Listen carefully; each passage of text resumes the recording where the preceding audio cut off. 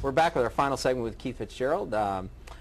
Keith, we have a balanced budget requirement in Florida, as you know. It's written into the Florida Constitution. Do you agree with that, or do you think that we should modify the Constitution to allow sometimes deficit spending when necessary?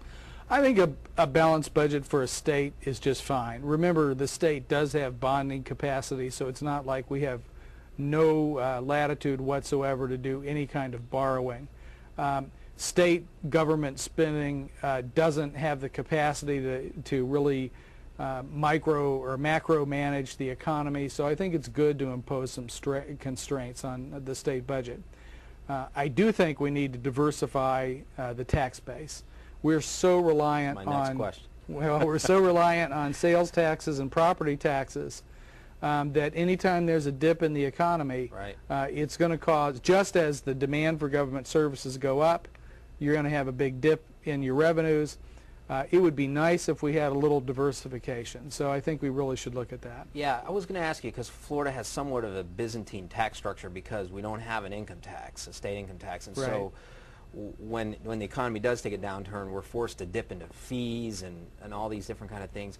Do you have in mind, if you were king for the day, you know, a different tax structure overall for Florida? Have you thought about that? Well, first of all, I think that we ought to really become aggressive about looking at the internet sales tax.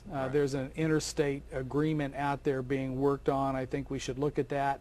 We put our own businesses at a disadvantage to businesses from out of state.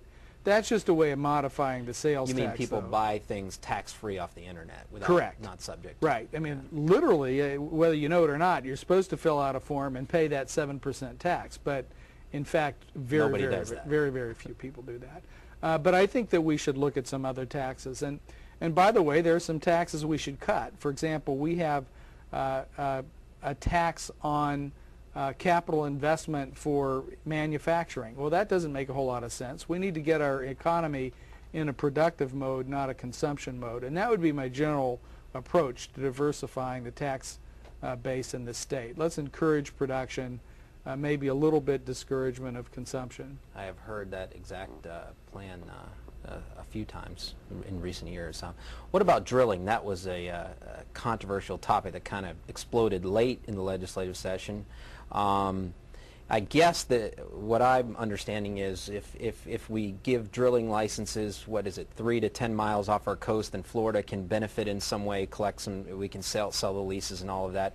What's your general position on drilling? Do you think we just absolutely shouldn't do it anywhere on the Gulf Coast, or should authorize it in certain circumstances? I'm against it in 3 to 10 miles. The geology doesn't suggest there's a huge amount of oil there. If you look at our county, just from a cost-benefit standpoint, the potential damage of even very small spills to our tourism industry is huge compared to what revenues we might get from mainly natural gas, which is near shore. When you talk about offshore, what I'm really going to, I may actually do a bill about this. I'm in negotiations with people. I think we should take a long-term look at ocean management and see what makes sense. So as you move way offshore, I just don't know enough to know exactly what's right and what's not right. I'd like to make that decision on the basis of science. But when you're talking about 3 to 10 miles, that makes no sense to me, especially here in Sarasota. You know, something that Sarasotans care a great deal about, especially people on fixed incomes, is property insurance. What do you think is really the long-term solution? Is it deregulation, more competition, taking off the price controls, or is it something else? I think the best idea I've heard is to take windstorm out of that and do that separately. Maybe have the state of Florida self-insure.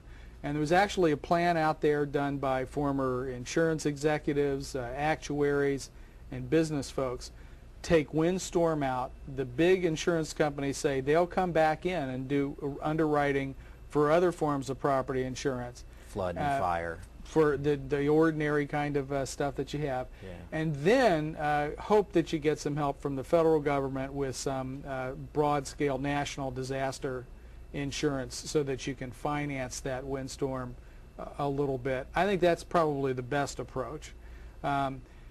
we were on the track to that. It got a little bit derailed because the financial markets went south, and that really undercut our ability to finance that solution. So when the economy recovers, I think we have to start looking at that again.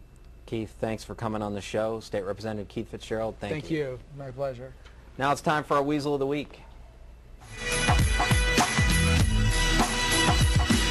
Pop goes the whining of the weasel. I see the empty pocket needs a refill. Our Weasel of the Week is Scott Heimlich, the Lee County deputy. Look, elected officials just don't get it. People who work for government agencies don't use your government computer to email things, to download things. The jail there in Lee County couldn't figure out why their computers were so slow, so they brought in a consultant, and it turns out that Deputy Scott Heimlich had downloaded 857 pornographic images onto the sheriff's office computer while he was at work, and that was causing their computers to run a little slow. Scott, you're a weasel and you're a moron. I mean, think about it. Did you really think you were going to get away with it? Government officials, people who work for government agencies, stop using your work computers for personal stuff. It's not smart. It's going to get you in trouble. Ask Bill Balkwell. That's it for Clout 941.